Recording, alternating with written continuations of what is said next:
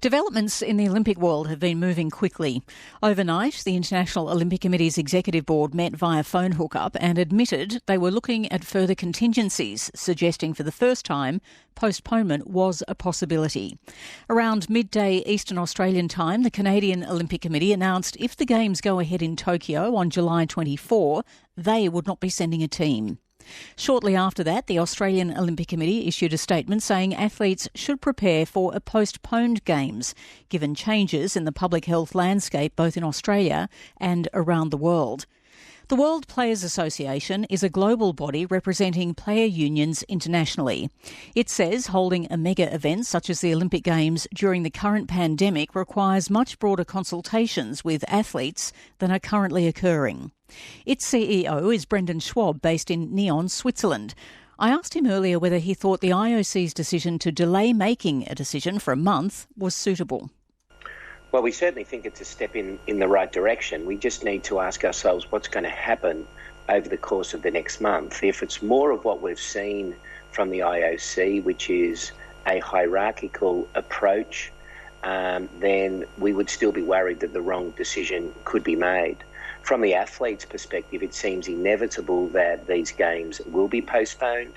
Our discussions with the athletes really reveal two things. The first one is they are as concerned as the rest of humanity about the public health crisis, and they certainly don't want to contribute to that through being involved in a mega sporting event of the scale of the Olympics.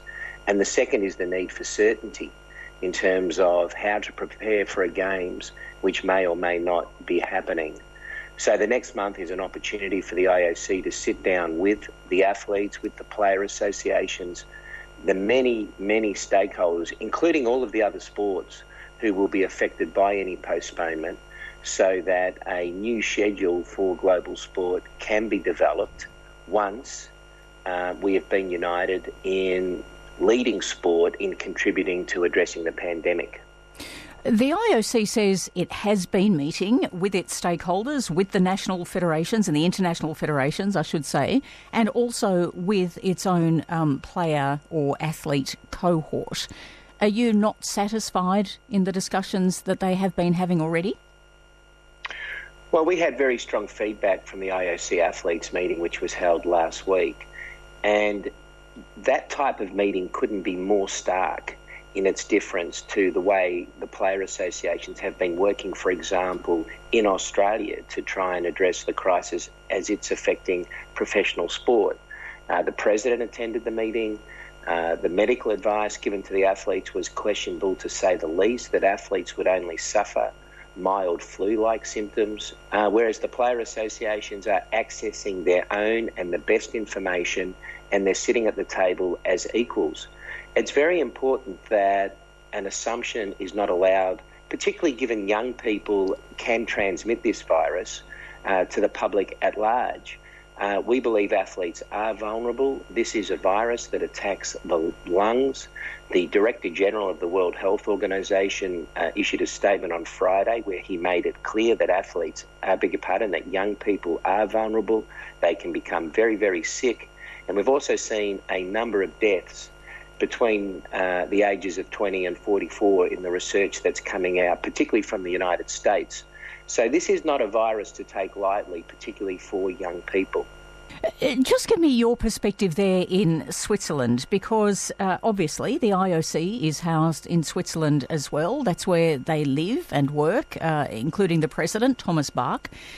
So what sort of environment is it there at the moment, and how wide are the concerns inside that country? Oh, they're very widespread. Switzerland has now one of the highest infection rates in the world, behind the tragedy that we're seeing unfold in Italy. Very severe measures are in place. Schools are closed. No public gatherings more than 5. Very strong messaging in relation to social distancing, and all professional sport, all sport at the grassroots level has been postponed at least until the end of April. The expectation is that those measures will continue. The International Ice Hockey Federation was to have its World Championships here next month, and it has just been the latest in a series of major sporting organisations to cancel that event. And so, Brendan, as we mentioned, the IOC says it has 4 or 5 weeks before it will come out and decide what it's going to do. Do you feel that decision is going to be taken out of their hands, given what we heard from the Canadian Olympic Committee today, given what we've heard from the Australian Olympic Committee and Team GB, all effectively saying if the Games are held in July, we won't be there? We've also seen it from World Athletics through Sebastian Coe and also major US sports, including track and field and swimming. I think it's inevitable that the Games will be postponed. That's an opportunity for sport to play a leadership role. But it's not for the IOC to unilaterally make a decision in 4 to 6 weeks' time. We need to be, we will certainly be in contact with the IOC today and also the World Health Organization, so that we can develop a sensible collective decision-making process that also includes the other sports events. There's a World Athletics Championship due to take place next year. We've heard discussions around 2022. Obviously, that's a Commonwealth Games year. So the impact will be far and wide, and the only way it can be resolved effectively is by including everyone in very serious and earnest discussions, not just the IOC and our hosts in Japan. And of course, we're very aware of the incredible investment that the Japanese government and community has made in the Games. And at the right time, we would like to see Japan and Tokyo reap the benefits of that investment.